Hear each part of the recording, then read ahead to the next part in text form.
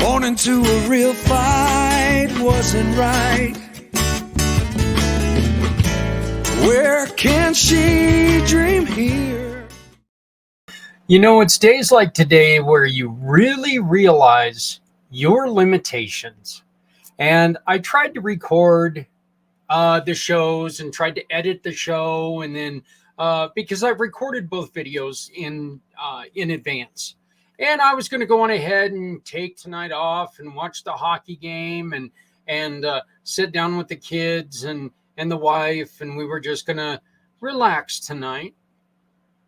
Then I went to go try to edit this show, and the 1 minute and 25 seconds I tried to take out of the video are the minute and 25 seconds that I was able to keep with my editing.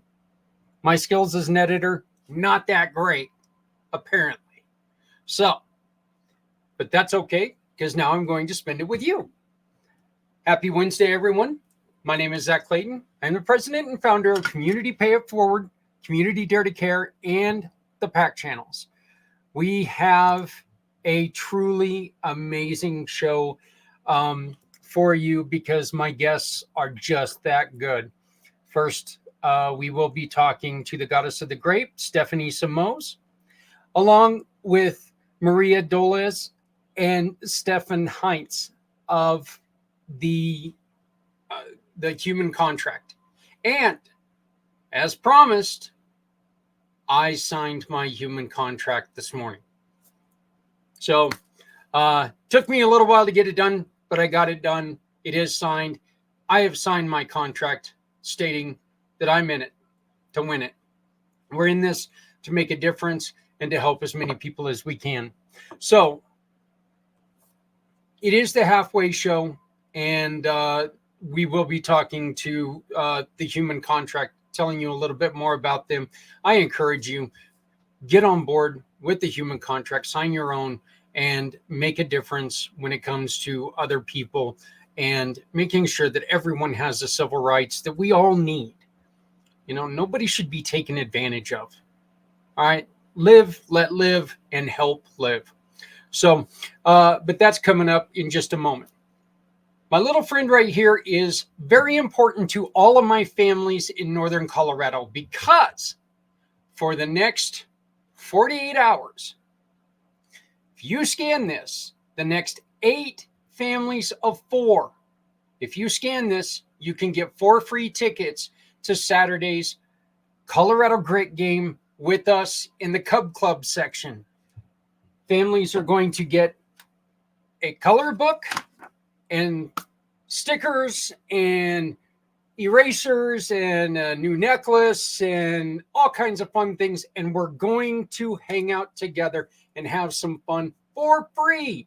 You get to watch the Colorado Grit and hang out with us, and we can learn some stuff about each other, our community, and have fun together. There is no obligation on your part, none. Just come, hang out.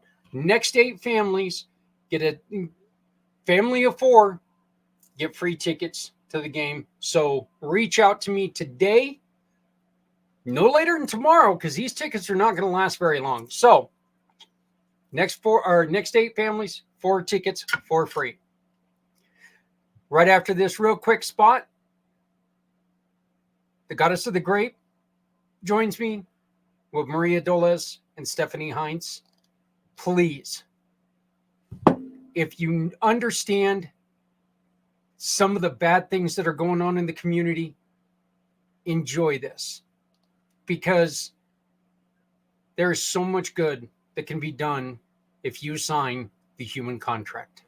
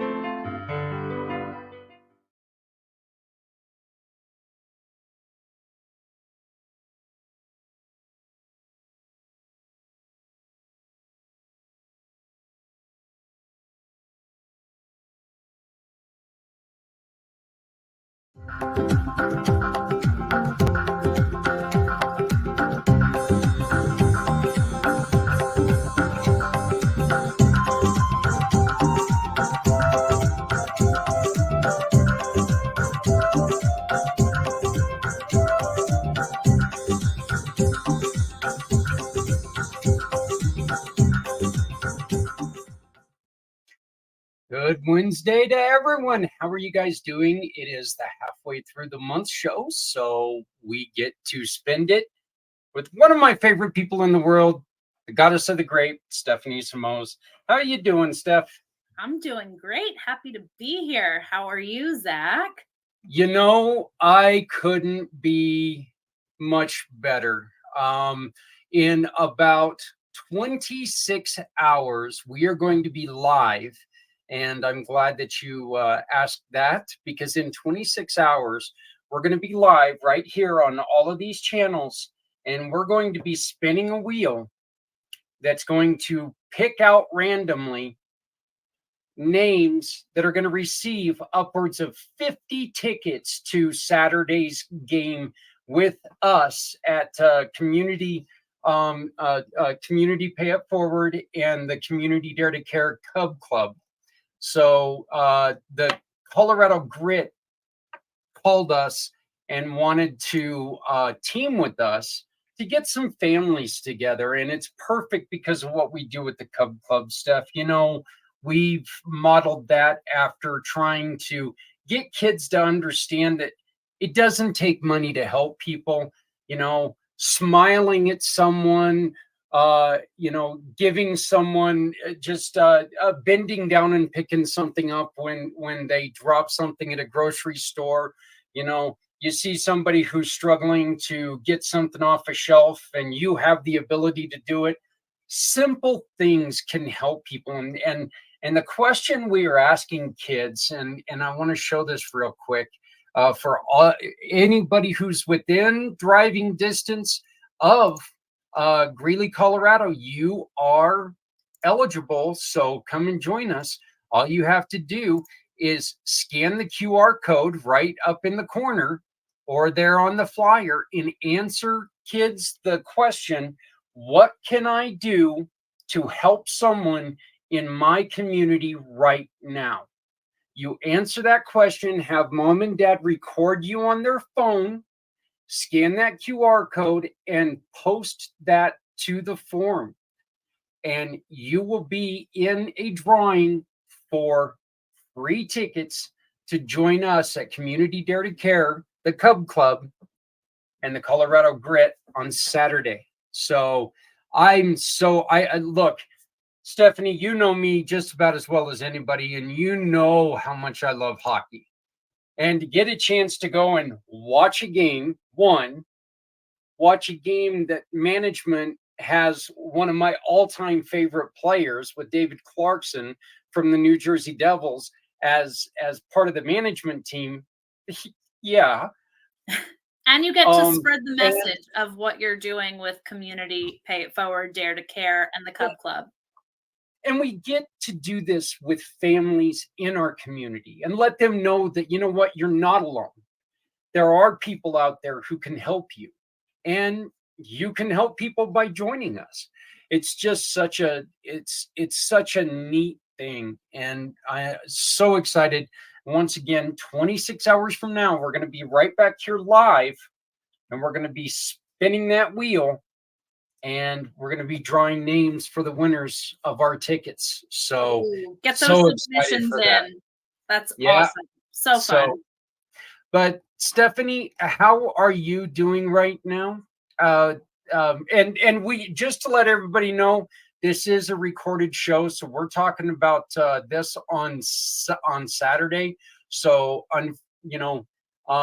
excuse the language here, but the shit hasn't hit the fan yet for you, but we know it's coming.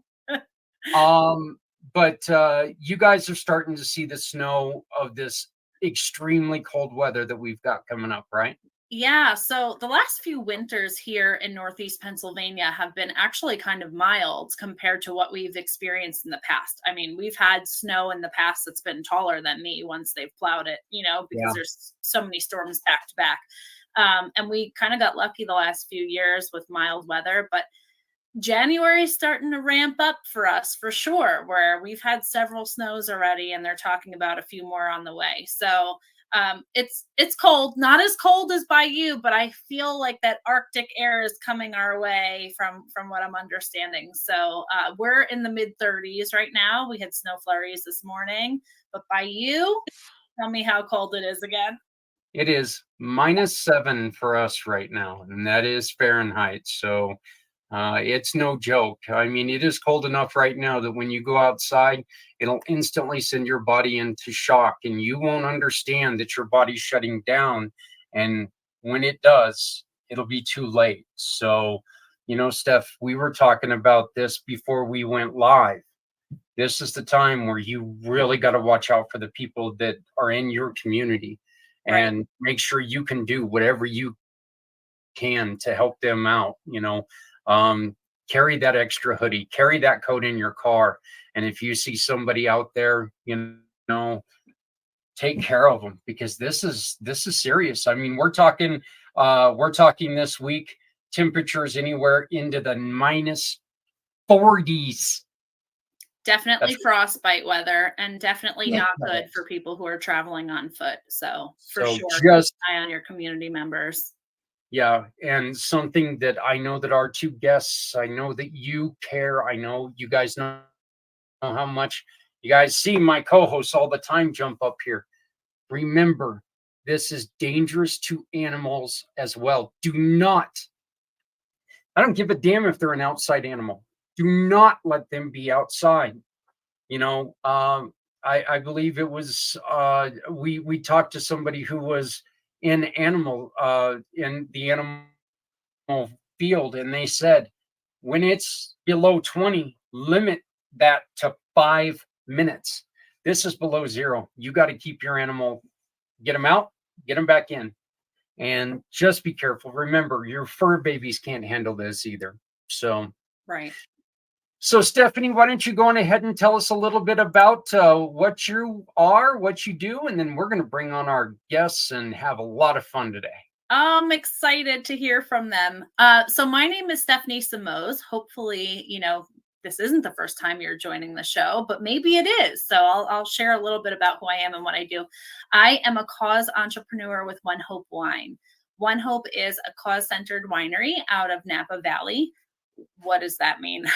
Every single bottle of wine that we sell gives back to make an impact. So, of course, we're highlighting the human contract this month. So excited to have them and to be live with them this time, because last time I missed out on that interaction. So really glad to be here today.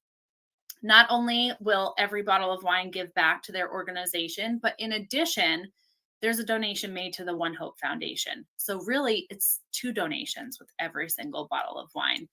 And through the One Hope Foundation, their main pillars of giving are for clean water, ending hunger, health, and education initiatives.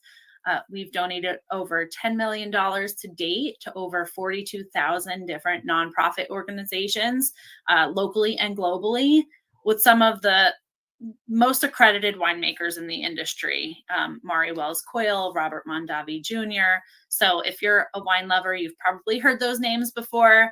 We are certified organic, and the wine gets delivered across the U.S. to your door in 3 to 5 business days. So you can't get much simpler than that. You can support this incredible organization, which you're going to hear from in just a moment, and give back to them, while filling up your wine rack, or maybe getting some gifts for some events that you might be attending soon. So just really fun way to be able to give back. That crazy holiday's coming up right in February, right? That one that a lot of people like to celebrate with a nice dinner. And what's that day Yeah. called? Valentine's Day. Yeah.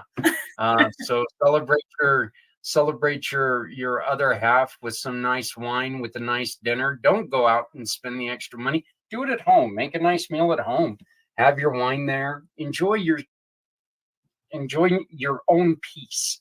So tell us a little bit about the flyer that we're seeing right now, please. Yeah. So this is our monthly fundraiser for the human contract. If you are not on our Facebook page yet, One Community Pay It Forward One Hope Fundraiser on Facebook is the group name. This is all highlighted there, and you can easily connect with Zach and I through that page. But if you take your phone out, hold it up to that QR code, it's going to take you directly to the fundraising link where you can shop for any wine of your choice or any gifts.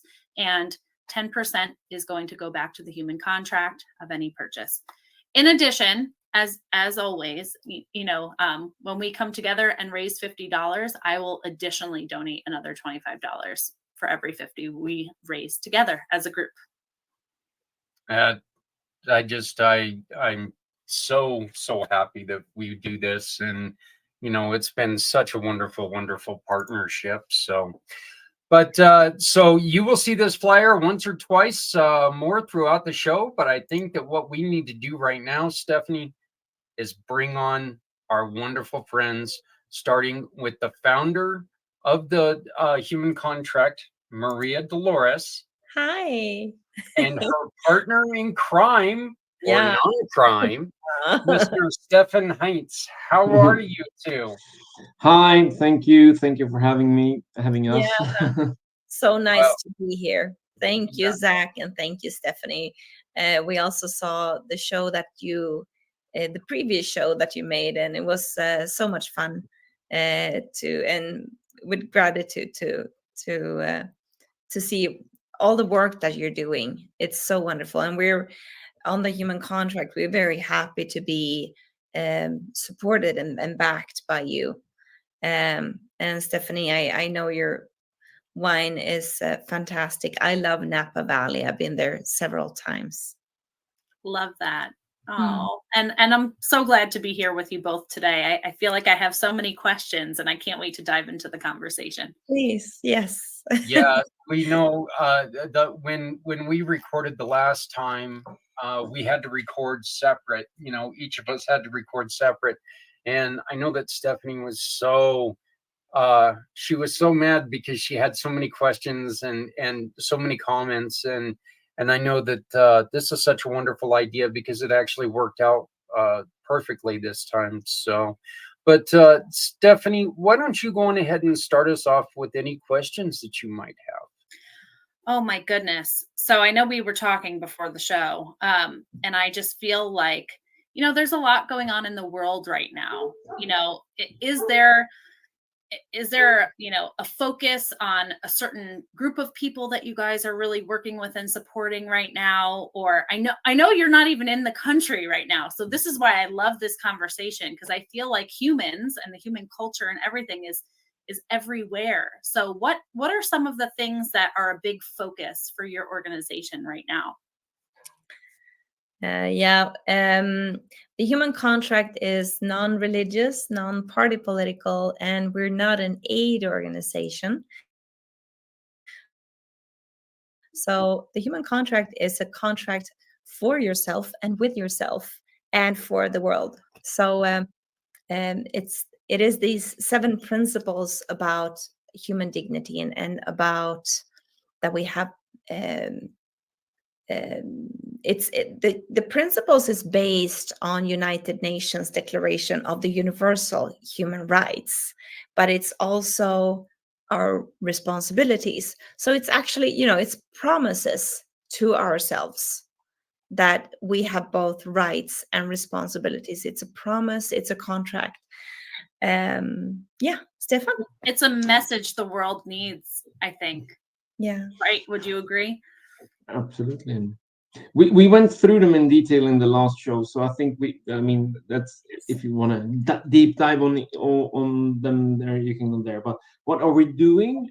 We are just setting up. We are Swedish. I live in Spain, Maria is in Sweden, but we have the foundation with the 501c3 in Texas with our third board member who lives there and works from there.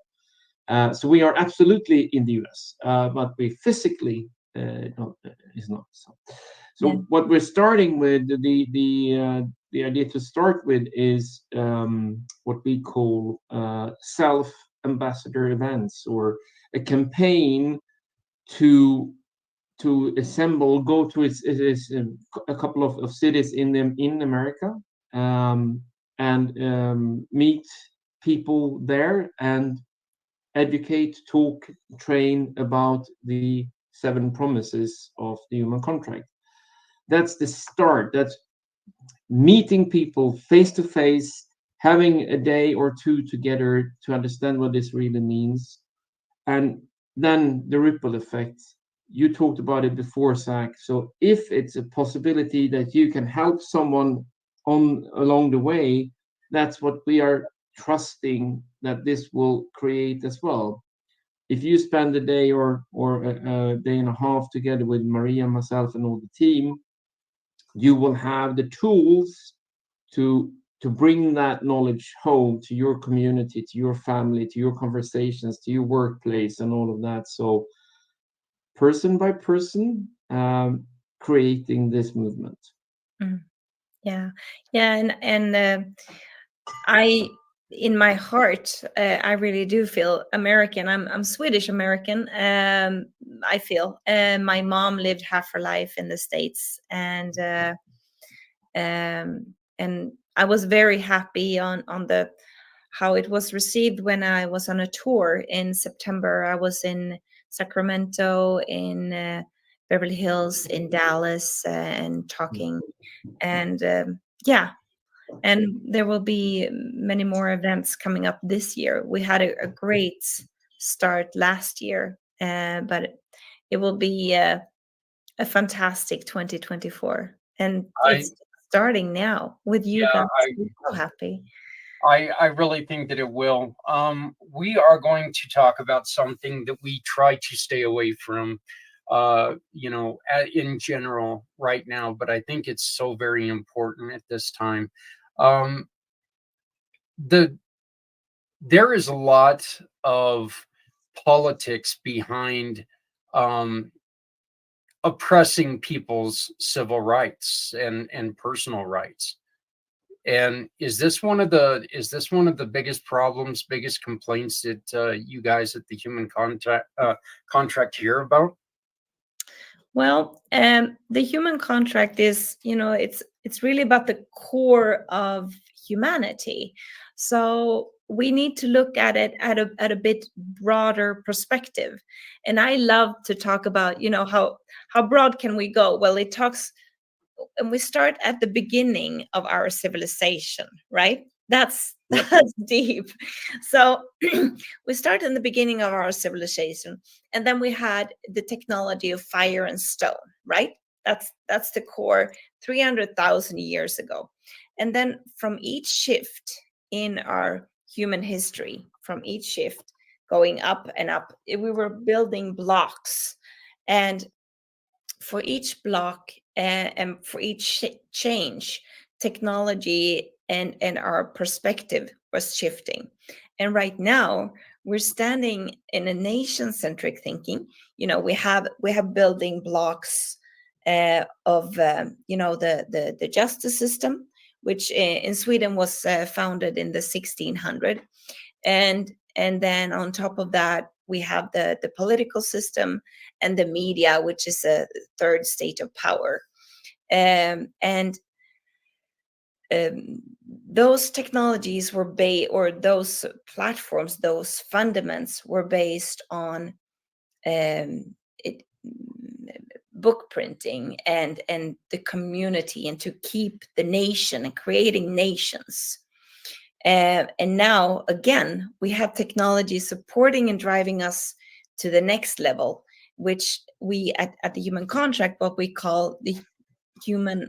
No, that's okay. You can skip that.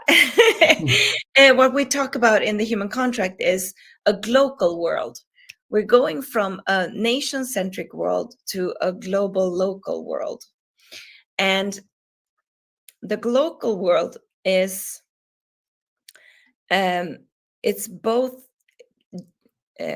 strengthening the community and strengthening the groups, but also starting to see and identify with being a global community. And that's why the 7 principles ties together that.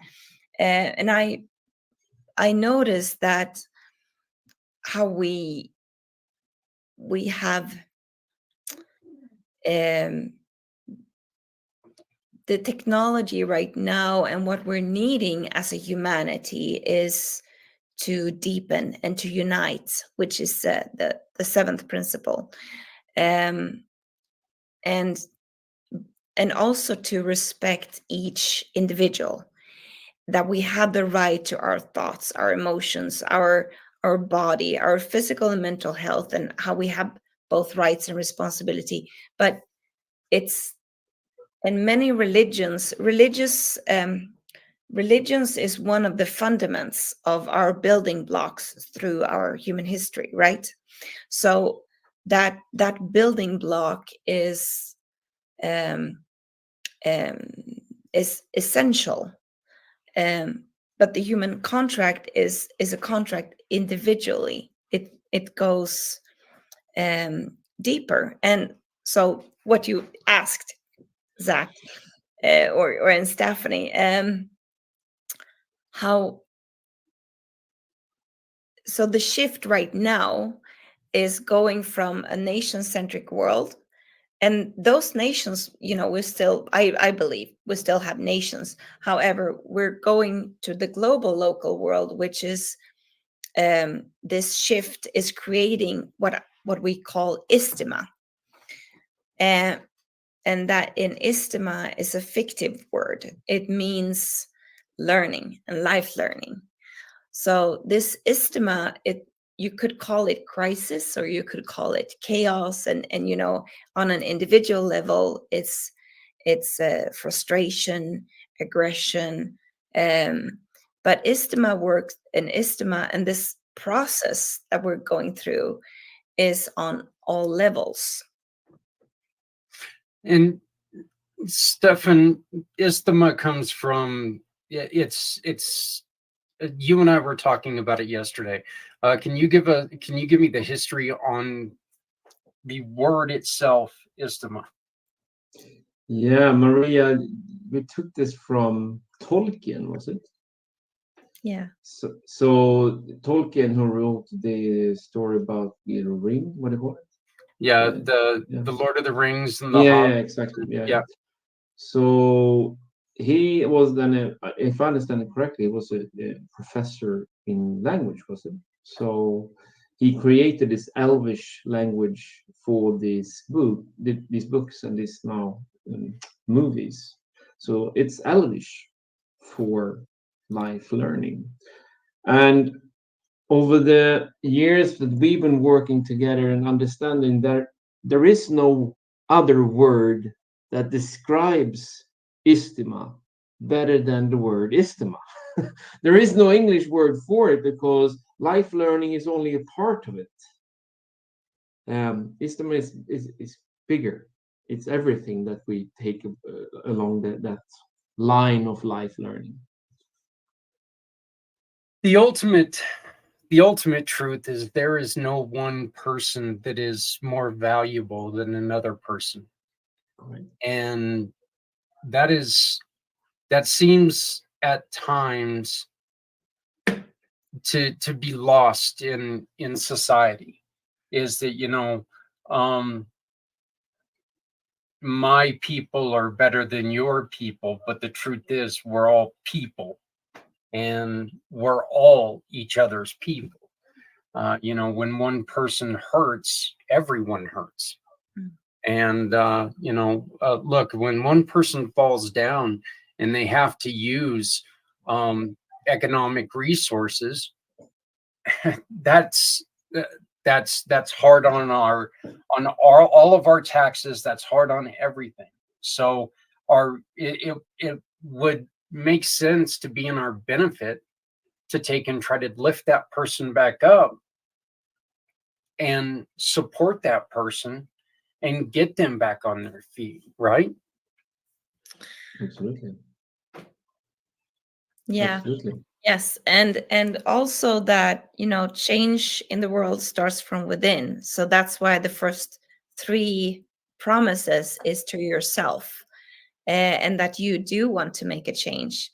I've been working with addiction and abuse, and in my role working with funerals, and I see people going through this process, and addiction is it's actually from addiction also that I started to see this pattern, that people go from one, what we could call one level of consciousness, some people call, or one perspective of life.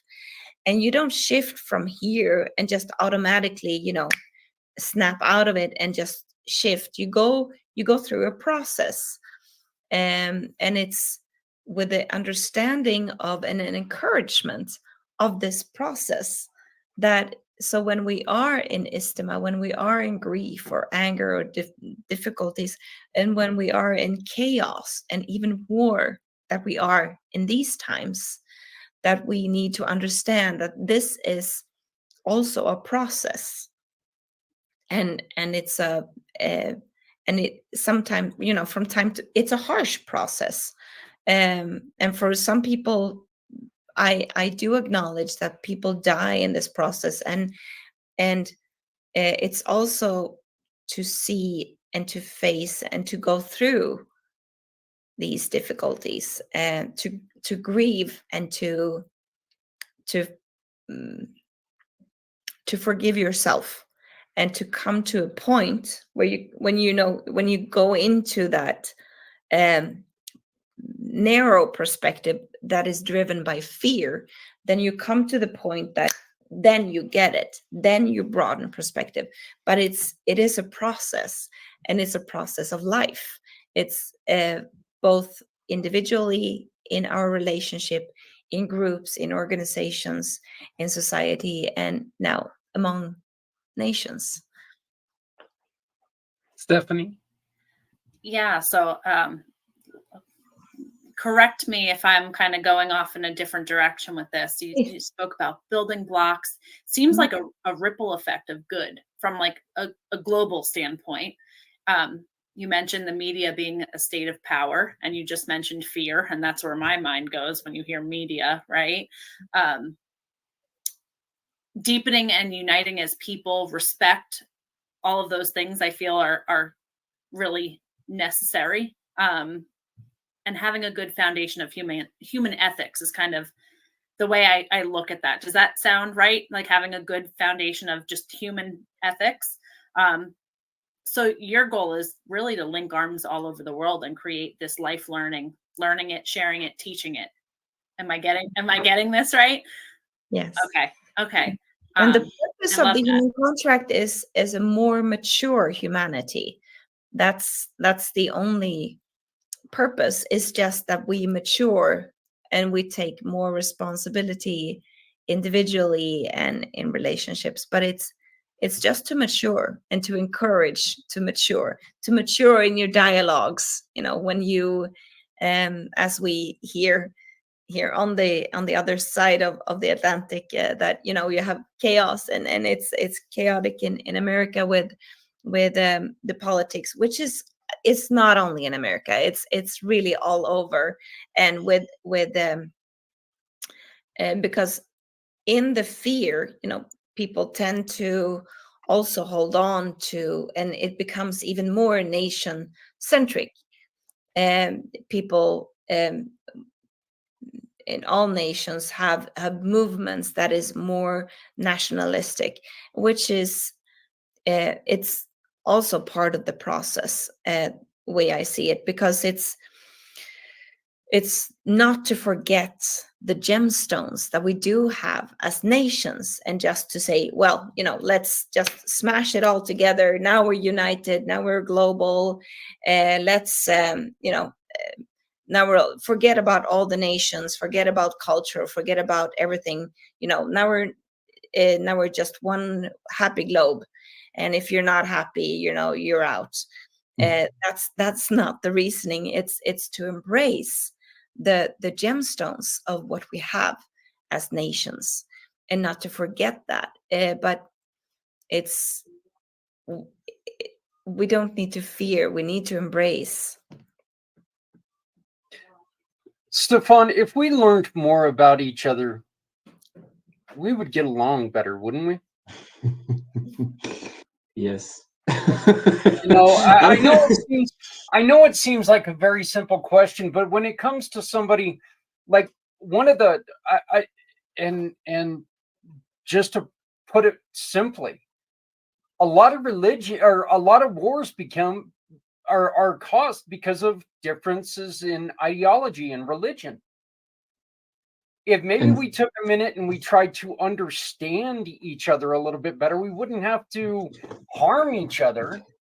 And we would realize that, just because you are Christian and I'm Muslim, whatever it is, it doesn't mean that, we on an earthly level are that much different. We just believe in something different spiritually. But it's not like, I want my God to come down and destroy your world.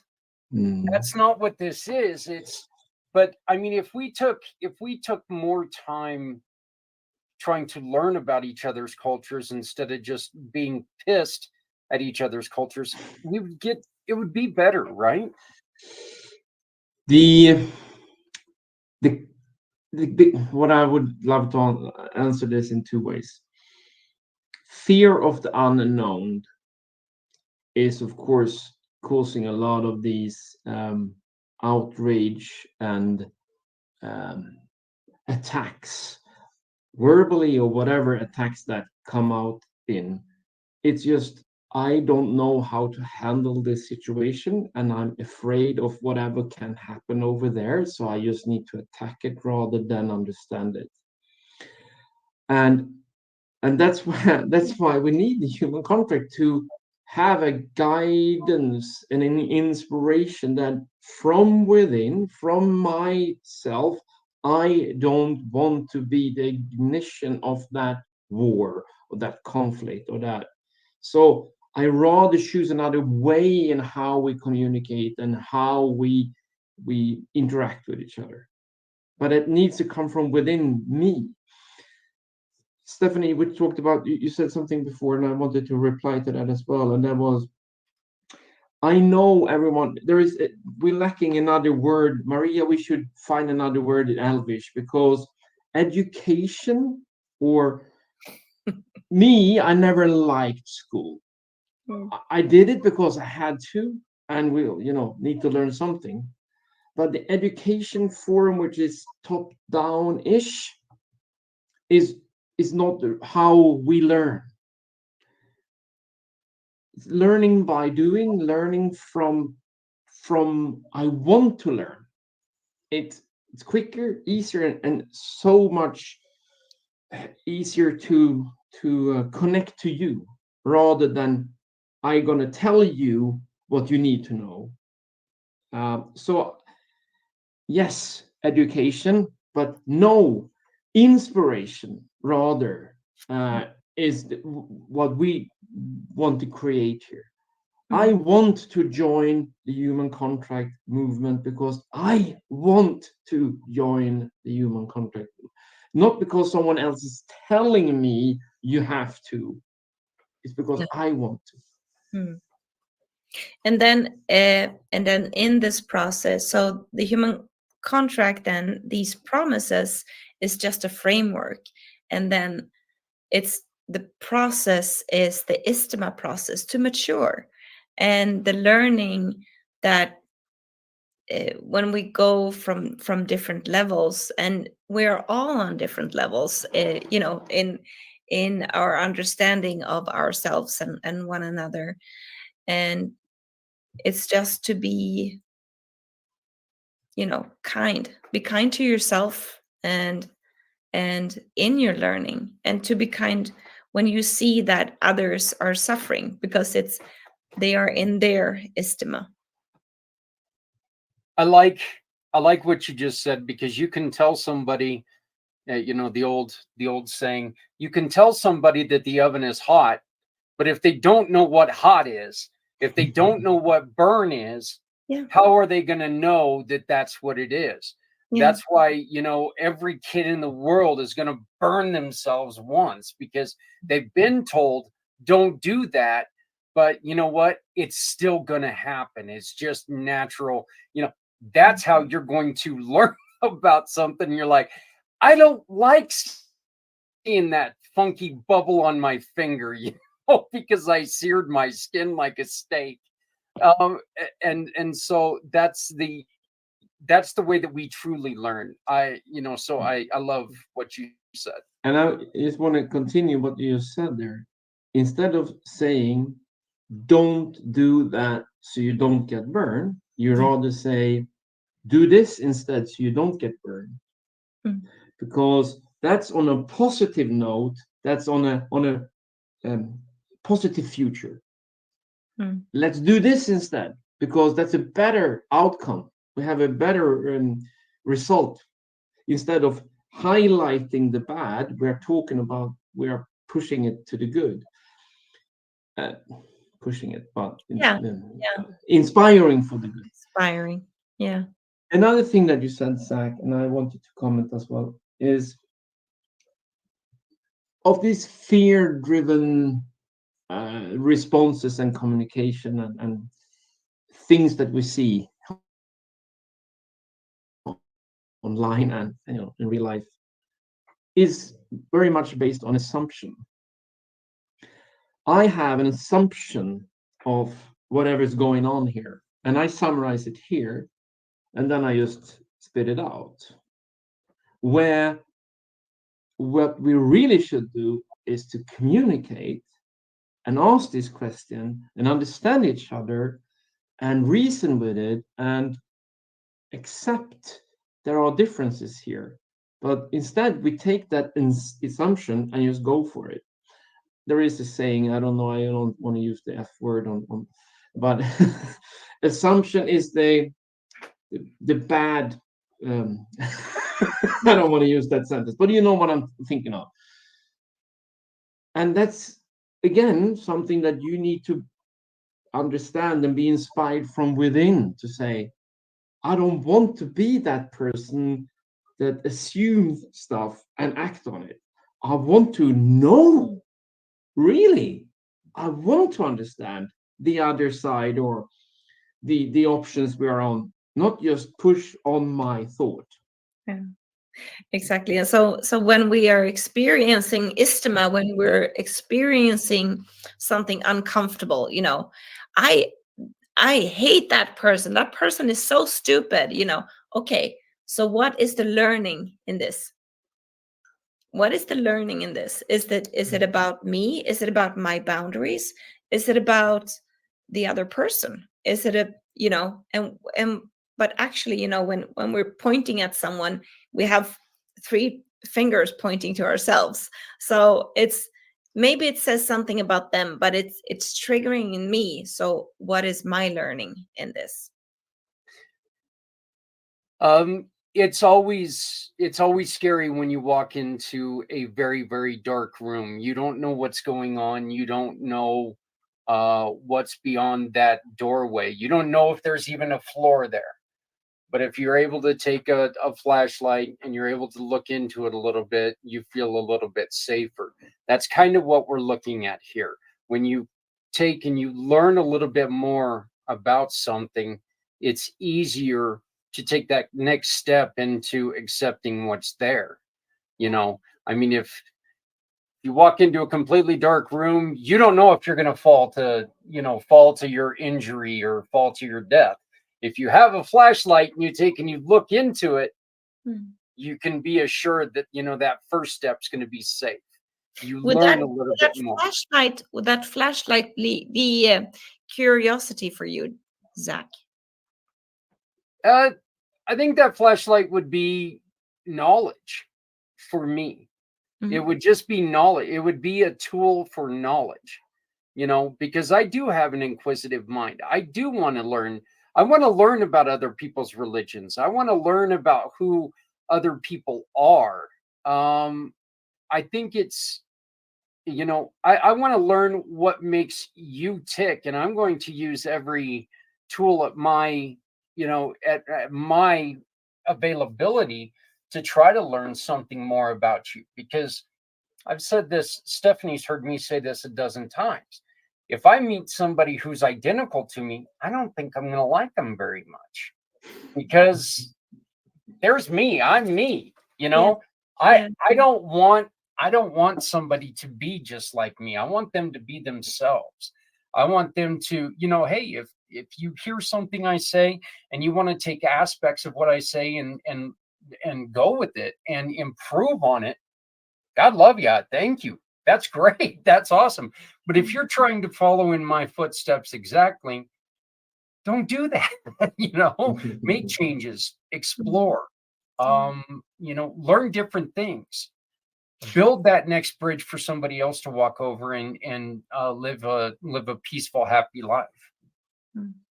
And since this is a new word, Stephanie, what do you think about Istima? What's your thinking about it? So I feel like I understand where you're coming from with that word, and this is the first time I'm hearing it actually. And it's funny because you took the words right out of my mouth as I was sitting here listening. When something doesn't go as you plan, instead of just pointing that finger, and this has taken a lot from me. There are a few situations lately too where I've sat back and said, what am I supposed to learn? There's got to be a reason why this is happening, right? And that it's bothering me in this way. So what's that lesson in this experience? And you spoke a lot about inspiration before, Stefan. And, I feel like what you guys are doing, that saying where, you're the average of the 5 people that you spend the most time with, right? That saying, well, that inspiration is going to come from those around you. So if the people around you are practicing, the human contract, these ethics, these principles, that's going to kind of rub off on them. And I know, Maria, you mentioned speaking in the States, in a few different places. And I feel like that and that human connection and in person. And if you're talking about this is how it's going to spread and have more people with that same thought process and on that same, I want to call it a vibe. I want to call it a vibe because I feel like that's what it is. Some people kind of understand it and some may not yet. You know what's exciting to me, Stephanie, with what you just said, that, you're the average of the people around you. All I can think of is look at the people around me right now. That is so cool. That's exactly what I started thinking of. I just kind of looked around my screen and I saw all the people I'm surrounded by. And, if I'm the average of this group, I'm living a damn good life. So, but the Stephanie, same, yeah. Yeah. Stefan, you were going to say something? Yeah, I wanted to answer Stephanie's question that was, what are we doing? And Zach, you had the website open. If you want to pull that up again and go to the tab, I think it's called Sustainable Foundation. Yes, and then you scroll down there a bit. Yes, so there are 5. So I want to talk about this just 2 minutes. Scroll up is a little there. You have fun. Yeah, art, growth, wellness, tech, and wealth. So what are we doing? We talked about so far events, meeting people in person, having education. Yeah, we need to find another word for that. Inspiration in events. That's of course important. But then we also have media. Of course, all of what we're talking about here is creating something for media.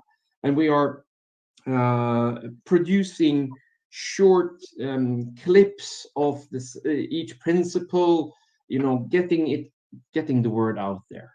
So infotainment, I'm still just on the first row, the Art Institute, which is all about us inspiring others.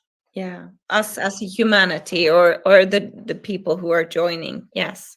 Yeah. So infotainment is whatever the documentaries with a movie or a TV series or TV show that has the underlying message of the human contract. And we have a couple of these lined up to start as soon as we can.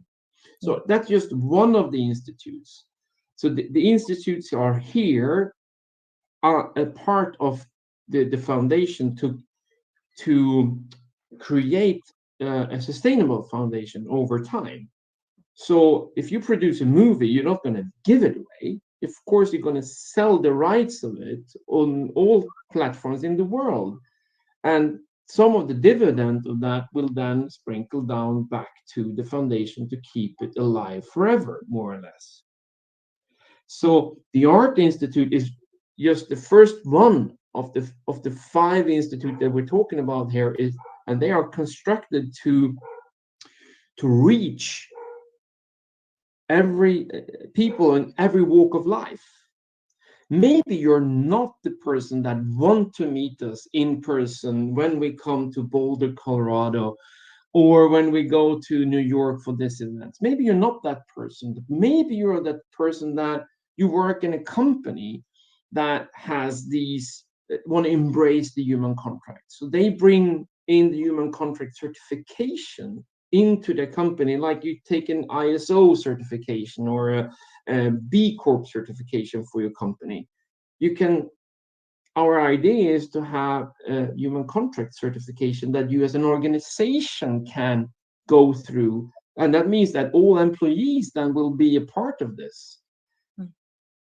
So you will be reached by the human contract in any walk of life.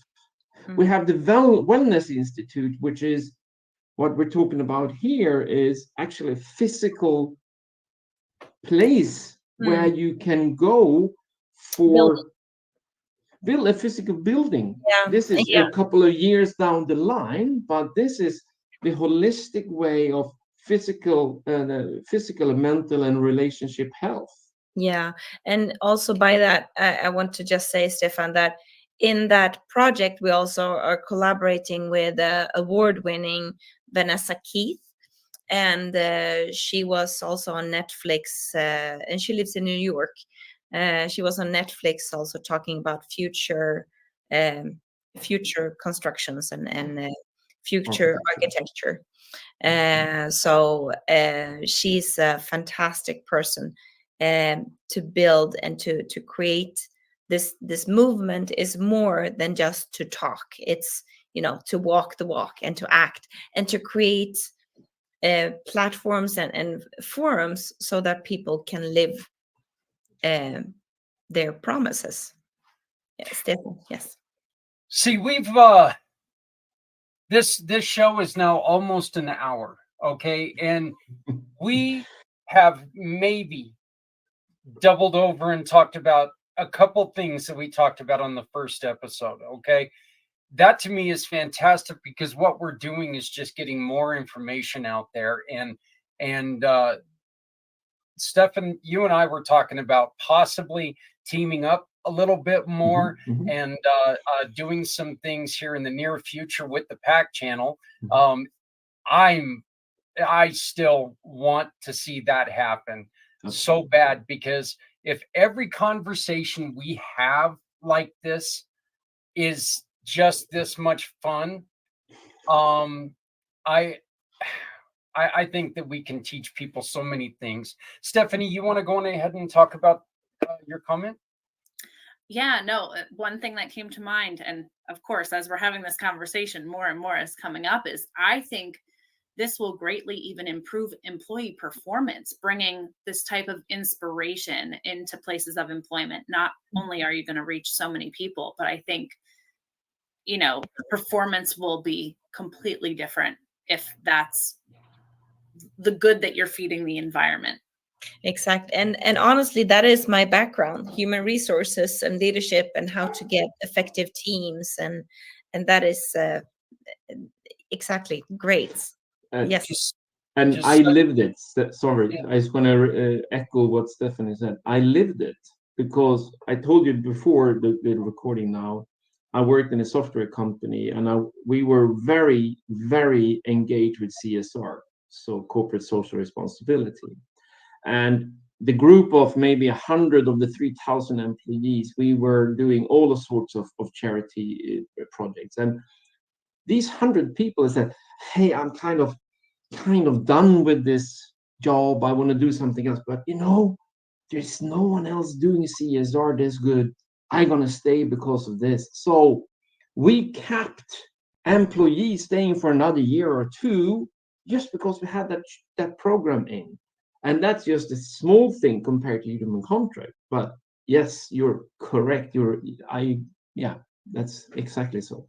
Yeah. It just, like what you were saying, Stephanie, this is just such a great addition to an ethics program that you would have set up in your business. So I mean, it's the you know problem solving, and just there's so much that can be done when it comes to people, and getting the way that people treat their customers, your clientele, stuff like this, seeing people in an entirely different light, because you're not, you know it it's a guide in humanity. It Yeah. really is. Yeah, I it mean, if is. you want to think about it, it's a guide in humanity. It's a guide Yeah. at looking at somebody that, hey, we have our differences, but that's humanity.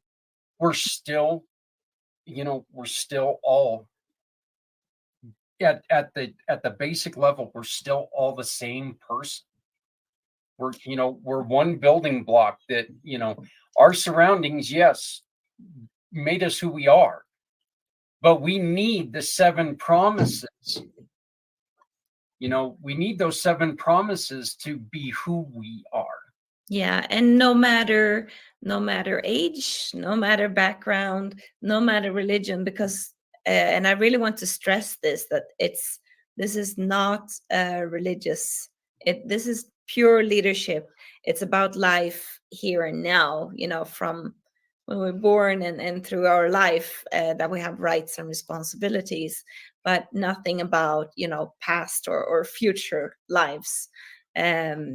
What is happening in that's not in the realm of the human contract at all. Because sometimes when you have ethics discussions, you get into the religious realm, and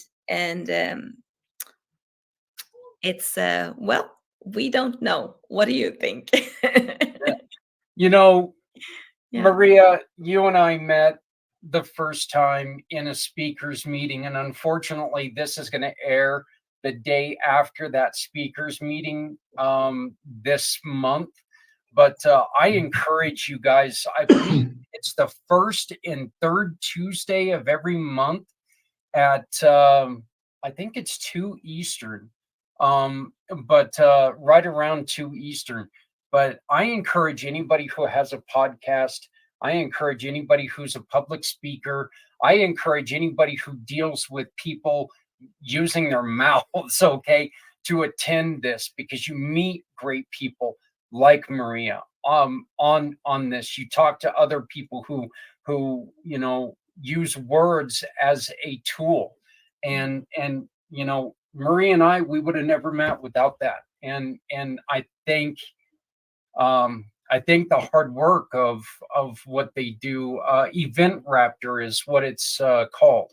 Yes. And yeah, so please look it up and come on and join us next month in February. I know they've sold me. I want to be on every single one of their events. Yeah. Just because it's a great place to meet great people. So I just wanted to give them a free shout out, because I love what they've done for me personally, Yeah. just by this one introduction. So, Event Raptor. It's a fun name. Yeah. Event Yeah. Raptor. Yeah. So, and you meet people obviously all over the world, because There you go. look at this right here. So Yes. let me ask you two real quick, and then then Stephanie gets to do the fun part of the show and tell us about the wines. But let me ask you two: are there anything else that you really want to make sure that people hear about before we have Stephanie do the wine part? So I'm first. Yeah. You are now. Yeah. No, I do believe that we should continue, or I mean, extend our idea here together. Let's make a series of a couple of podcasts, maybe shorter ones, where more concise, direct about different questions. Um, Please visit our website. Just sign the form, join the movement. Cost you nothing, and get your own personal human contract to yourself, and start this movement. You know, I feel guilty. I've been so busy with everything, which is a terrible, terrible excuse, but I've not done it yet. But I promise you, I will get it done. I will make the commitment to get It's it to done. yourself and by yourself and for humanity. But I think it's one of those things that, you know what, you get it done and you can print it off. And whenever you're talking to that annoying person on the phone, you can look at it and you can go, okay, wait a minute, stop what you're doing. You're going somewhere where you don't want to go. It's only going to be stressful to you. It's going to make them even worse. Take a breath. Let's come at this again. So I vow that I will have it done by the end of the week. By the time this show airs, I will have signed my human contract. So I will make that. And you can find that human contract on their website. So, Yeah. But Maria, did you have any final words that you wanted to make sure that we touched on? No, Stefan and I, we are really so happy for this year, and we're so excited of this launch start that we're having, and the movement starting this year. So, well, and one last thing before Stephanie starts, we do have exciting news that we could not announce the last time, but we can this time. Ta-da! The human contract is now a community pay it forward mission partner. You can support the human contract by simply shopping with any of our partners. You can make sure that this information, that the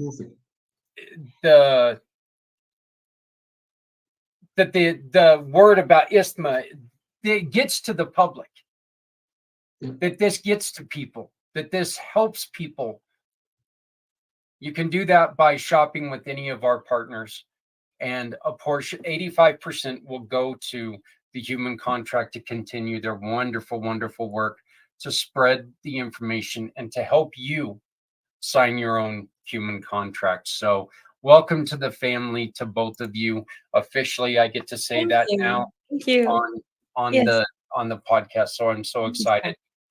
Stephanie, and just Stefan and Maria, we definitely encourage you to stick around and ask Stephanie any questions. But if you guys have to jump off, please feel free. But this is Stephanie's time. She's going to talk to us about the low sugar in wines, right? I am. So with the new year, there's a focus on positive changes. Wow, you would have thought that I talk to you before planning for this talk, but many people are health conscious, and some are watching what they're consuming, right? It's January, new year, new page. For those who are concerned about cutting wine out of their diet, I have something for you today.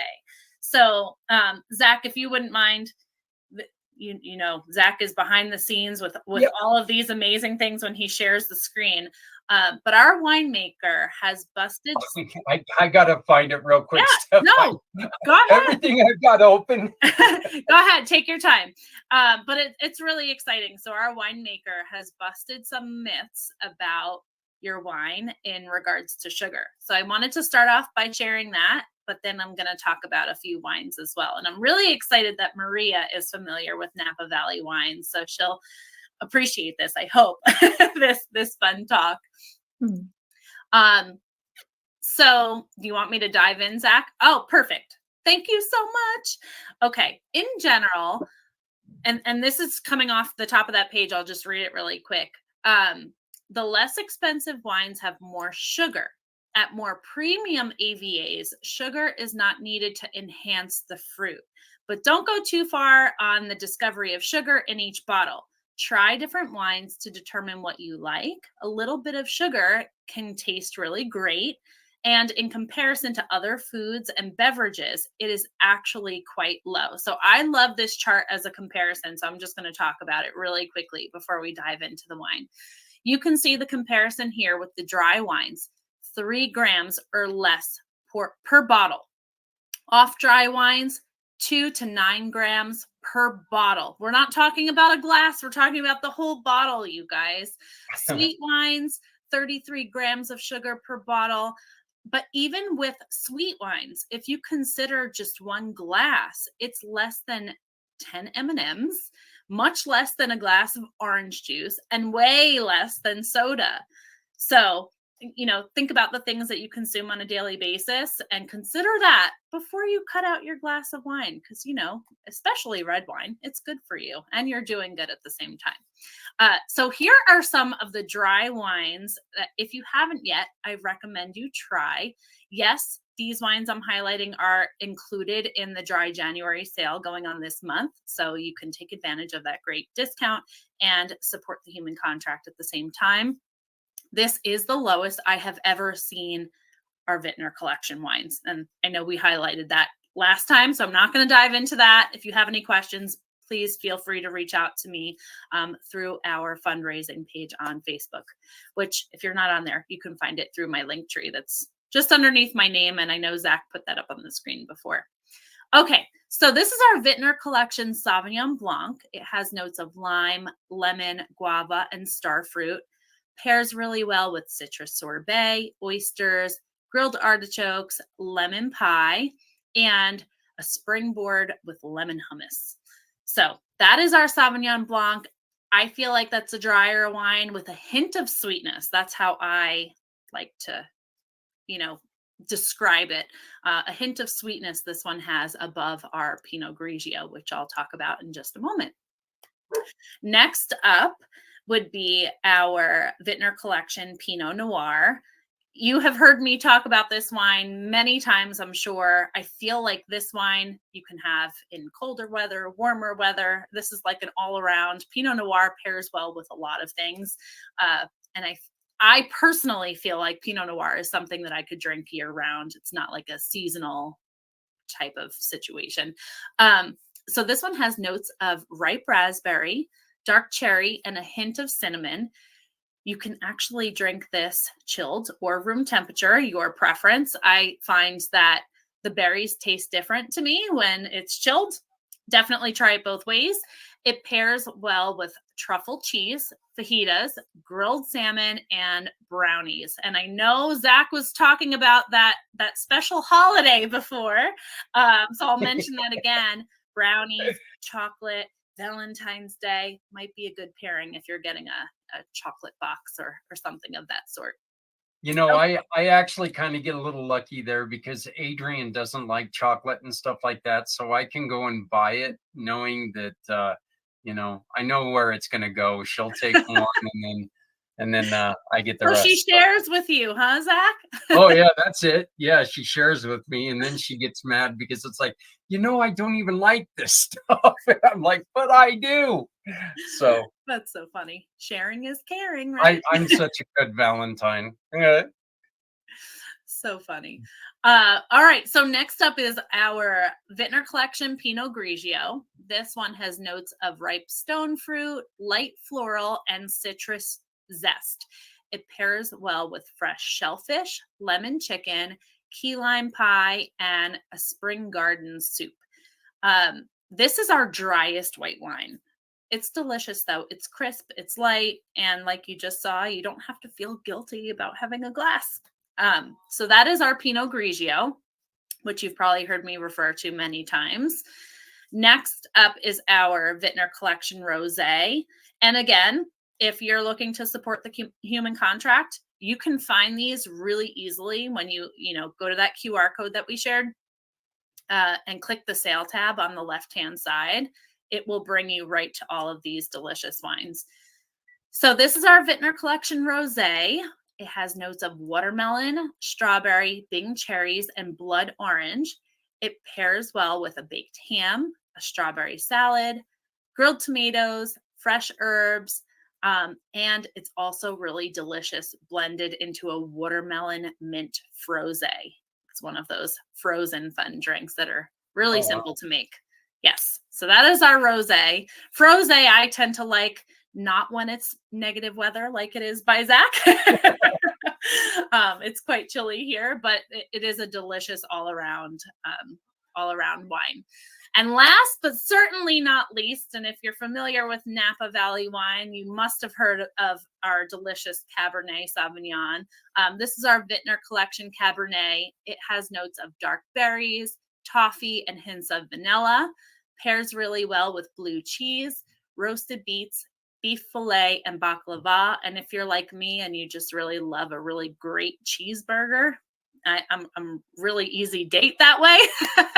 The Cabernet Sauvignon is a delicious pairing with a really good cheeseburger. So if you're interested in other collections, check out the sale tab on the fundraising link. There are options for everyone. And let's kick off the new year with lots of give back to this incredible organization. Yes, there is the QR code. If you want to type it into your browser instead of using that, you can do so, onehopewine.com/event, and those 6 digits that are right there on the screen underneath that QR code. And if you have any questions about any of the wines, I'd be happy to help. I'm sure Zach will throw out my link tree one more time. And when we come back to the screen, you'll be able to see it too. You can connect with me through there, through the community Pay It Forward One Hope fundraiser on Facebook, and I'd be happy to help. Hey, if you need any gifts for the upcoming holiday, Valentine's Day, any of those things, happy to help select the perfect wines for the occasion. And when you scan that QR code, it is going to take you right here to our the campaign for the human contract. So this is what you're going to see when you scan that QR code, or you put in the code, the event code, and it takes you right there. You come up here to shop. Well, you could click shop to support. There's that big black button, Zach, right there. Yeah, that one right there. Hey, yeah. And look at this. It takes you right to all of the sales. And this is what Stephanie was talking about. You don't see this quality of wine this inexpensive. I'm not going to say that C word. This inexpensive. And you can get all of these bottles here by joining the wine club for even less. Tell us a little bit about the wine club, Steph. What are some of the benefits? Well, yeah. So the wine club is, other than the price, right? I mean, obviously, you can see that as a wine club member, you get deeper discounts. However, I personally love the free shipping. That to me is worth it in itself. Whether I'm sending a gift or receiving wine myself, I always like to take advantage of the free shipping. However, there are some additional perks. One Hope has kind of revised and enhanced their wine club a little bit, where you're actually getting, with some of your shipments, you're getting some free bottles to try with your shipments. And there's even, access to a tasting at our winery in Napa through the wine club. So lots of perks. I personally I'm that person that just doesn't like to pay for shipping. So it's great to know that you can support the cause that you love so much. Send that donation out. You get to see how much you're donating with each shipment, and you're not paying to send it wherever you want to send it, whether it's to your home or to a recipient that you're sending a gift to. And all those wines that Stephanie was just teaching us about, they're right here. The low sugar wines. There's the bundle you can get. Right now, if you're not a wine club member, it's $135, a regular $175. So imagine being able to try all these new wines, all this new brand, get these wines delivered straight to your home, beautifully packaged right away, usually within 4 or 5 business days, right, Steph? Yep, 3 to 5 business days. I've had some people reach out and say, "Oh my goodness, it's less than 48 hours and my wine is here." You don't have to select a bundle though. All those that I mentioned, you can actually mix and match and build a box of your choice if you'd like. All the ones that we went through today, you can add to a box individually. So if you like a pack, that's great. You can take advantage of the sale. Some of those packs have different collections in them as well. But if you're a Cabernet lover and you're going to want a few of those, you can certainly build your own box also. And remember that you've also got specials like the shimmer bottles. This one's holiday cheer. They've got pink and gold shimmer bottles. You've got the mini bottles. There's so many other options. All you got to do is just go through the site and check it out. And again, the site is the first button on the link tree for Stephanie right there. Link tree stuffs some most. It's I just encourage you, please shop, try it out. It's great wines. I know my son from Japan was in town, and I've got a few bottles missing. He decided to go on ahead and take them back home with him. So, which was great. He's taken on a new job where he's translating for a friend who sells wine in Japan. And so he was like, "Well, here, Dad, let me try some of these." And next thing I know, I'm missing bottles of wine, and I'm like going, "Wait a minute, why am I paying for your stuff?" But I was really happy to do it, and getting the name out and what our mission is here. Yeah, we are really proud to be collaborating with you, Stephanie, and very looking forward to this month and to be helped and supported, backed by you. And from my point, also you said in the beginning, you said drink responsibly, which I think is really key. That it's to take again responsibility for your actions, and but 90% of humanity is not allergic to alcohol. Only 10% is allergic, which is the people who overconsume, and it's to deepen into addiction. But it's to the core value of the human contract to do everything with dignity. And you have a beautiful package, and I haven't told you, but I wanted to tell you that I love your website. It's so beautiful. Great job. Well, really beautiful. I have a compliment to return to Maria, if I can go a little off topic, Zach. yes. I have to compliment your hair, Maria. I know I told you I was going to bring this up. That's fun. Yeah, thank you so much. I get comments about that from everyone. It's beautiful. Young women and men, I mean, on the street, and all ages, like young kids and old ladies. So this is my true hair color. My hair is actually white, and this other is dyed. So yeah, there you have it. Thank you. I appreciate it. Thank you very much. My true hair color now is just old. So, old or gone. So I no longer have a 4-head. I've got like an 8-head going, but it's definitely progressing. I said this to Stephanie when we recorded our part last night, or last time. Steph and I said this to you yesterday. Maria, I wanted to make sure that you knew this.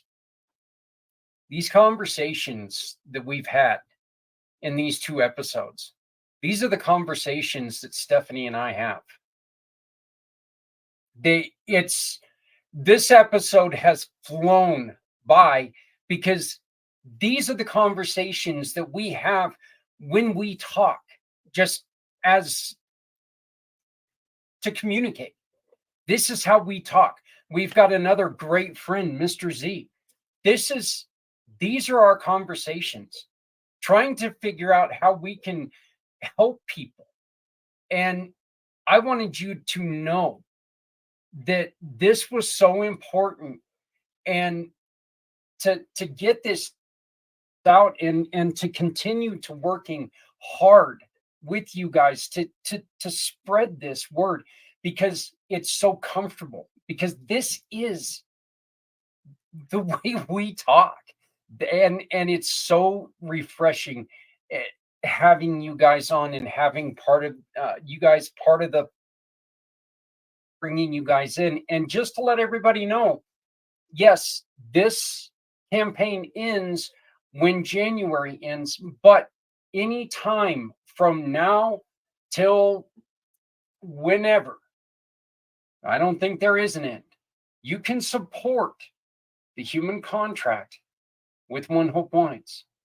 You are now signed up in that family as well, and that's one of the great things that they did after we started this show. And it was, look, it's just it shows, like you said, Maria, we take it to heart that people have difficulties with alcohol, and our main focus on this show is you guys, is our missions.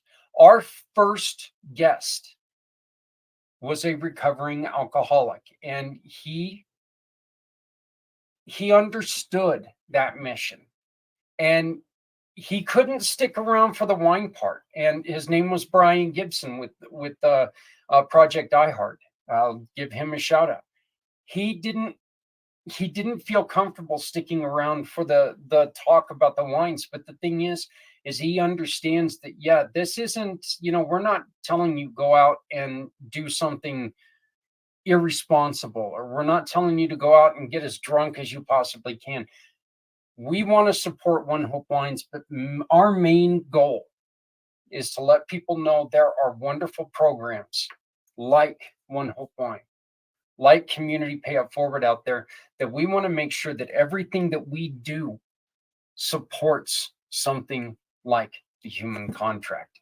And we want people to really think about it every time that they make a purchase.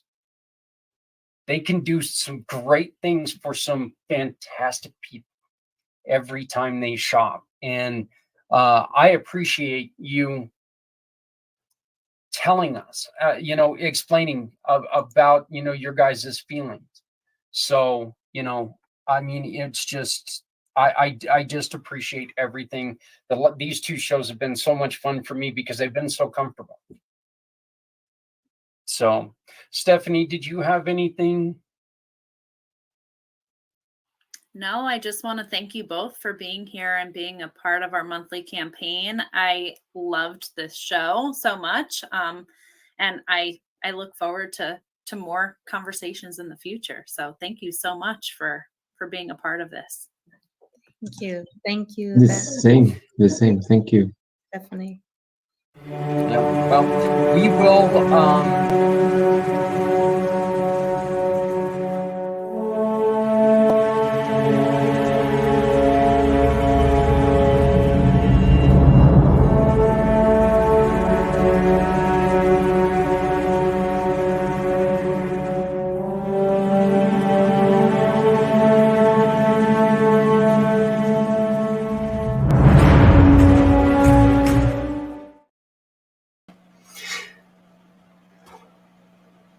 I just, it's such a wonderful program, and I really see such benefit, and I see just how closely we fit together. And we're talking about potentially putting together a couple shows, and with the human contract, and adding them to the community pay or the pACT family. Just take blurbs, 10, 15-minute blurbs to talk about the the promises and just make sure that people understand what they are and why they're so important. So, it's really, really important information, and it's so easy to do. I mean, we're not trying to, we're not trying to build Rome here. It's treat others with the utmost respect. It's really very simple. So, hey, our next guest is a really, I love this program because there is so much about this that is good for so many things. We just barely touch on it. And I met Debbie from debspets.com. I met her a couple weeks ago, and I just loved what she was doing and what she's trying to do. And I would like to, in just 1 second, bring her on so you can meet her. And I think that you're going to love her as much as I did. So without any further delay, and let's bring on this interview with Debbie from debspets.com.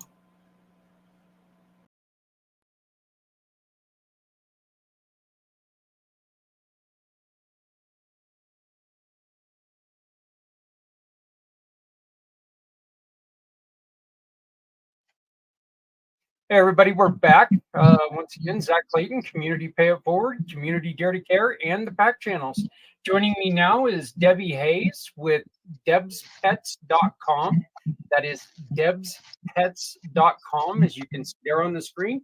You can also see it right above her shoulder there. Deb, how are you doing? I'm doing great. How are you, Zach? I'm doing great. We have a society now that loves our animals, and you've got a way that we can keep our animals even healthier. Why don't you go on ahead and take it from here and tell us a little bit about debspets.com?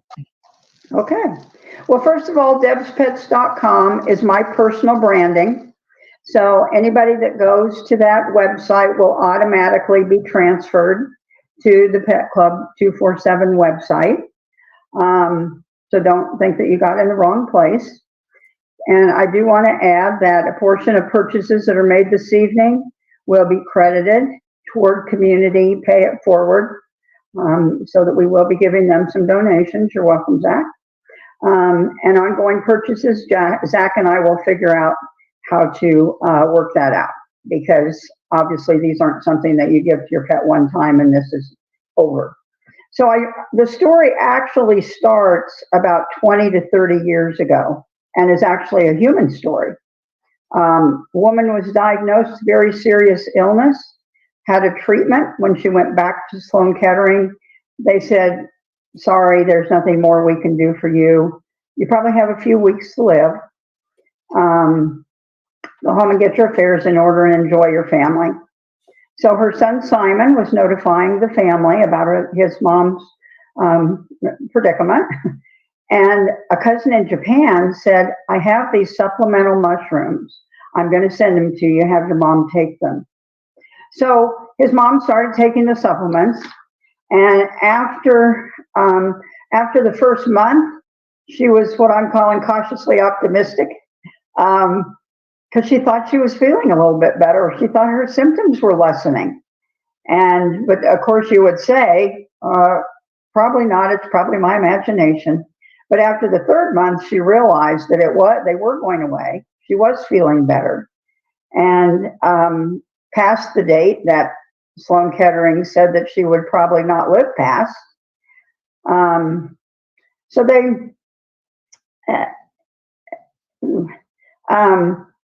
So she decided she should go back to Sloan Kettering again. And this time they took their x-ray, they sat down with her and they said, what are you doing? And she's like, well, you told me I wasn't going to live very long. I'm enjoying my family. And then they said, no, that's not what we mean. We mean at the beginning of this journey, what are you doing differently? Oh, my nephew from Japan sent me some mushroom supplements and I'm taking them. Sloan Kettering said, we want all the information that we can get on those mushrooms. They did a study, and that was, in fact, the first of about 400 studies that have been done between then and now about this particular strain of mushroom. So it's been done by American Cancer Society, Harvard, UPenn. Some of those were done on humans and some of them were done on pets.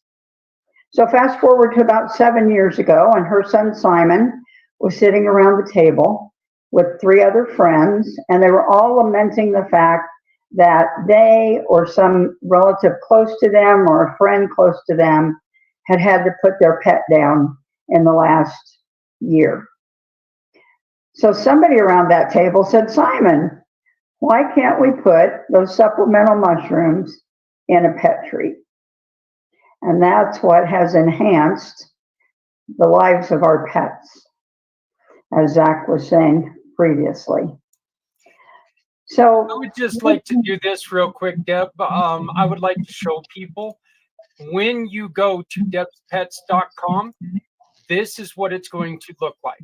Okay, so now you can see what the website looks like. Let me take the banner off there. And you can see you get this adorable little puppy here with the heart. That is just the cutest damn dog, I'll tell you. So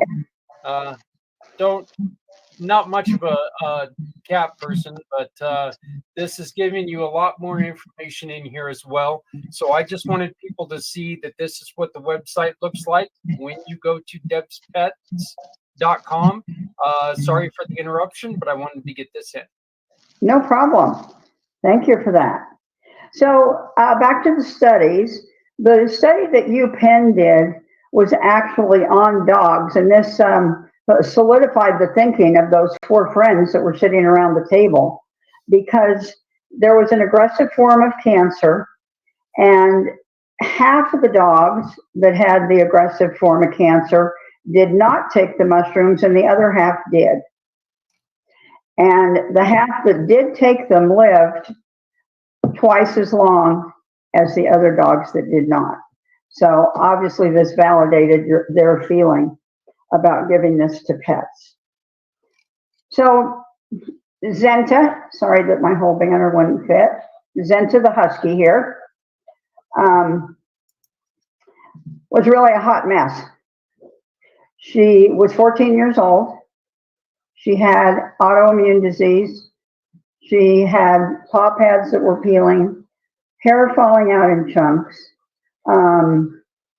eyes fogged over. They figured she was probably blind, and she always hid under the table these days. She would not want her parents to pet her, human parents, of course. And wouldn't you know, there were 2 puppies in the family?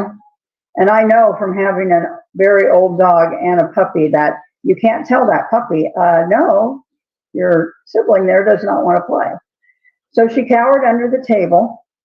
They took her to the vet. The vet said, hey, she's 14. You've given her a great life. There's no problem with you putting her down. They actually made an appointment to euthanize her. They went home, and of course, they put a little post on Facebook saying that they were going to miss Zenta, that they were going to have to say goodbye. So someone saw that, the people who were actually the first marketers for Pet Club 247, and called and said, can we come over? And they did. They asked the parents, are you open to giving Zenta mushrooms? And Dale goes, no, we're not that kind of people. And Kristen goes, well, good, because this is not that kind of mushroom. So Zenta started taking them. They considered Zenta on doggy hospice, so they were giving her pretty much anything she wanted, and I guess she really liked those mushrooms. So on day 4 of taking the mushrooms, Kurt's sitting on the couch, her human dad, and she jumps up on the couch. She hadn't been on the couch for about 1.5 years, hadn't been able to jump up herself. But she also stood there and looked at him. This is what gives me goosebumps. Looked at him and was saying, Dad, please pet me. So we want our pets to trust us, to feel secure with us. We want them to experience our unconditional love, just like they have unconditional love for us. But we also do want them to live as long as possible, but a quality of life, not just because we can't bear to say goodbye to them. And Zenta exemplified this. Zenta lived 4.5 years after that vet visit. So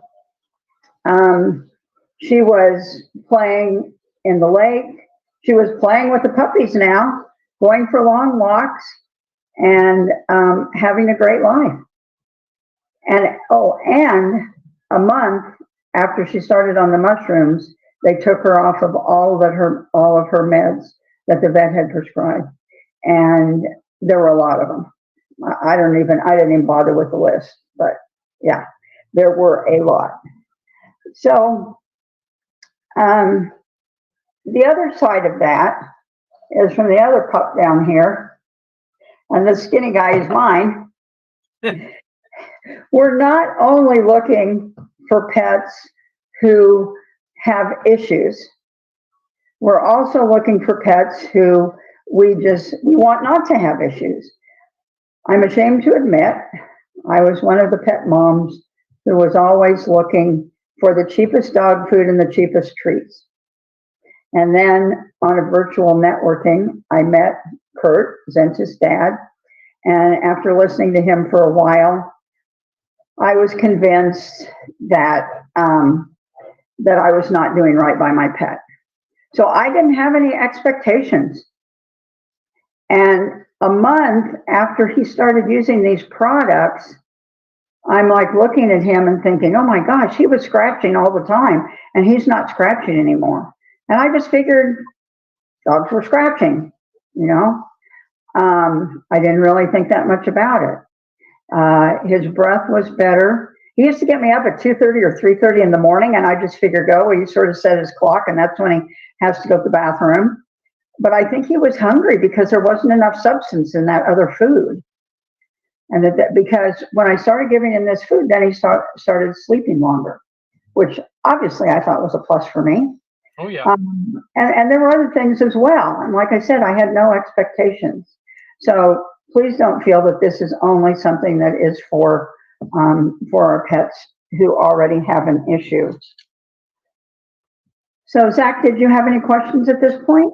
Actually, you know what, Deb, I was just I'm looking online, and I'd like to maybe show people a little bit on what I'm looking at. I've got, you guys, anybody who's ever watched my show knows I have my cohort who usually pops up over my shoulder, Zephyr. She tends to do that. She's got anxiety really bad. And I typed in, or I was here on the dogs, and it asks you to shop by condition. Right. I clicked on anxiety and stress, and the first thing that comes up were these CB doggies, which and you look into the treats, and it tells you a little bit about them, gives you all of everything that it helps with. And then I love this. It goes into what else, what other ingredients are in here, and you don't see byproducts or well, it says right there, no artificial preservatives, byproducts, or chemical additives. It's made with garbanzo flour, potato flakes, cheddar cheese, full spectrum hemp oil, beef bouillon, coconut oil, and mixed. Yeah, I'm not even going to try that word. But I'm vitamin E. I like that they give us vitamin E there at the end. So, but yeah, there's so much information that can be found just by searching. You can go with dogs, cats, horses, and humans. I saw chocolate chip cookies in with the humans, so of course that caught my attention because I'm kind of a larger human myself. So I love the chocolate chip cookies. But we had somebody who asked me You mentioned it a little bit, but what about people who have anxiety about getting high?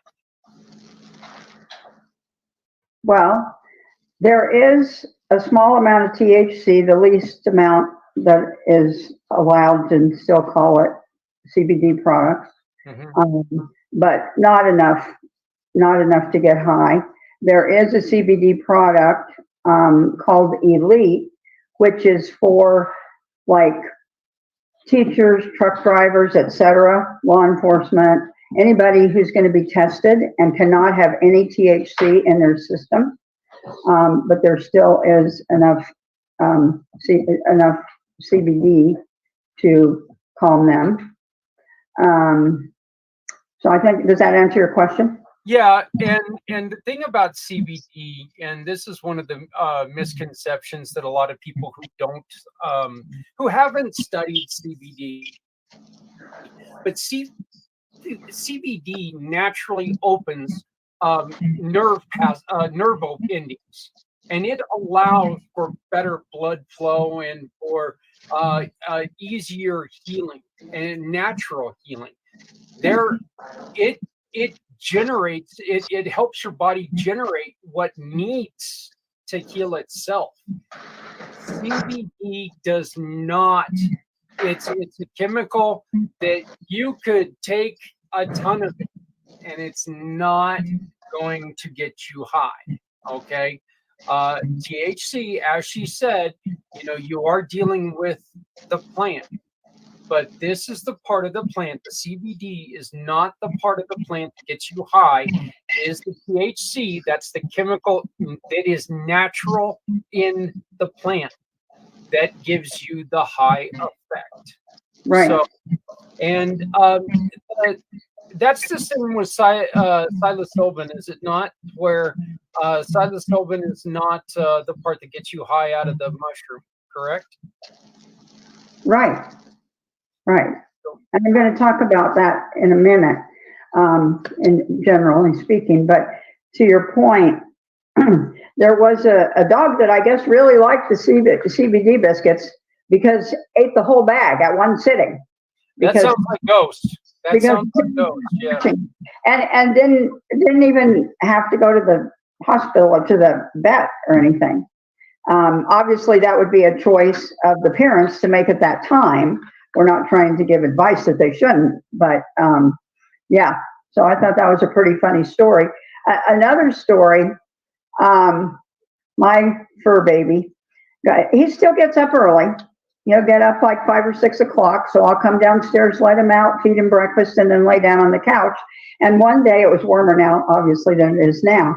I left the back door open, so that when he had to go out again, I didn't have to get up off the couch. I could go back to sleep. He came in and he's like nudging me and nudging me and nudging me. And I'm like, what the heck? I know I left that door open. And I got up and looked, and sure enough, the door was open. There were clouds in the sky. It wasn't supposed to rain that day, and in fact, it did not. But he felt something, and he showed me that he needed one of those biscuits. And I gave it to him, and I don't think I saw him for another 2 hours. He took the biscuit and he just went off on his own and probably fell asleep. But yeah, I was amazed. That is so a little obviously, well, maybe not obviously, but we made a contact. The company made a contact with the cousin in Japan, where they had gotten the CBD. Excuse me, we're back to mushrooms. The mushrooms for Simon's mother. They actually had gotten some mushrooms mailed from Japan, because you're not going to keep something like the mother's success secret. So they finally made an agreement with the people in Japan for the proprietary strain, which is now grown in the United States, and also for the proprietary extraction method, or the harvesting. So it's grown in a controlled environment, in an indoor environment, so that it doesn't get any toxins in it. And it's harvested below ground. They take the product from below ground, not from the fruiting body. So the advantage to that, oh, they also take it in the mycelium stage, which means that it's very young. So the advantage to that is that this makes this Coriolus versicolor mushroom the most potent of the mushrooms. The disadvantage is that because it's young, they aren't able to harvest as much product. Which makes sense, right? Yeah. So the other thing is that because they harvest it the way they do, there are 2 polysaccharides. So those help in the delivery system, and those again help make it to be the most potent. It is called the king of mushrooms. So when you think of lettuce, you think of iceberg, which we know is not that potent, if you will. We think of kale and spinach and arugula and all the others. The parent of the Coriolus versicolor mushroom is the turkey tail. And I bring that up because I used to think that they were interchangeable, but they're not. Turkey tail is like lettuce, and Coriolus versicolor is like kale, which I believe is the most potent of the spinaches or of the lettuces. So that's something to keep in mind when you're looking, because mushrooms are the big fad nowadays. I mean, they do work, so maybe I shouldn't be calling them a fad, but a lot of people are going after mushrooms, and they may be looking for something that's not going to do them that much good. The other thing is that people have noticed that they don't, certain mushrooms don't grow together in the wild, and that, as it turns out, is because they're not all friends with each other. So if you go to the grocery store, pick up a bottle and say, oh, mushrooms, and there's like 10 different mushrooms in here, this must be great.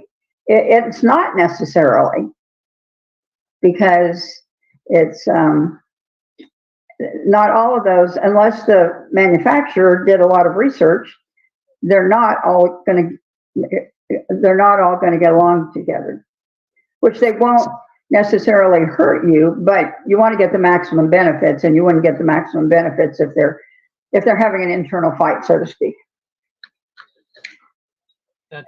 That's very true. Yeah, there is a natural order of things, and just because they're the same species does not mean it's the same strain. So that's a great point. Yeah.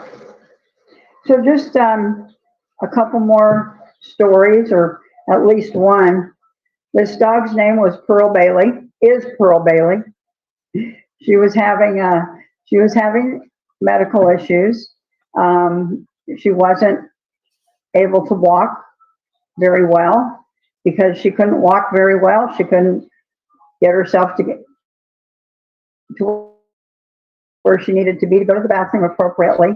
And the owner started giving her the mushrooms, and within a day and a half, she was sending a video and said, this is her before and this is her after, and you can see that she has more energy. She actually got up out of bed and went to where she was supposed to go to the bathroom by herself, and this is after a day and a half. So the pets do see success of some type quite early. And I'm going to tell one other story. One pet had been scheduled to have surgery with the vet for a tumor that was on the neck, and the mushrooms shrunk the tumor enough that the vet said, oh wow, we don't have to do surgery now. So that's the other thing. If you keep your pets healthy, then you can avoid some vet visits, which obviously are not inexpensive. Yeah, all of this stuff that we're talking about is great for inflammation. That it does fight CBD and psilocybin. Both are very good for inflammation and And once again, for pain relief, it is all natural. Deb, this is such great information. I love the story. Being a pet lover, sometimes a pet owner all the time, it's nice to see that there's something out there that I can give my family, knowing that it's one, pure, and two, really, really good for them. Your do they come out with new products quite often, or is it a pretty stable line? They'll be coming out with some more in May. We do have a conference in May. Trying to think of the last one. I've been to two, and oh yeah, the last one they came out with the double chocolate cookies, not for dogs, of course, not for pets. Sorry, I have a dog. You can tell I always forget and say instead of pets, say dog. But those are for people. They do have the mushroom in them. And before that, they came out with, they had already had freeze-dried food for the dogs, but they came out with freeze-dried food for the cats. Wow. Well, that's wonderful. Yeah, definitely don't give the chocolate chips to your animals. Chocolates are toxic to animals, and besides that, who would share their chocolate chip cookies with anyone? I wouldn't, but then again, I'm stingy. So, Deb, I want to thank you very much for joining us. And again, I would like to remind everyone that if you order tonight through debspets.com, a portion of this is going to go to support Community Pay It Forward. Thank you so much for that. I greatly appreciate it. So get on the website, debspets.com, and do your shopping now. Get your pets healthy. Deb, do you have any last words? Just if people have any questions, that's the easiest way to get in touch with me. I found LinkedIn is a really easy way to get a hold of you. Okay. And you can find her information on LinkedIn if you go to this link right here. Let me get it. Pop up here. There it is. You just go to Debbie Hayes, Arizona, and you will find her. So, Deb, thank you very much. I appreciate it. Why don't you come back in and keep us updated when new items come out, okay? Will do. All right. We've been talking to Deb Hayes of debspets.com. Thank you. Thanks, Zach.